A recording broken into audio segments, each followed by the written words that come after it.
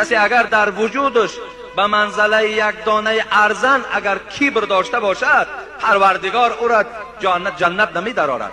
جنت بر آدم تکبر حرام است. آدمی که فخر میکند، آدمی که گردن بلندی دارد، ولی بسیارتر همین فخر و گردن بلندی از همون آدم هایی که گوییم امروز صاحب دولت هستند، صاحب شرایط های خوب هستند، بسیارتر تکبری از اونها هست.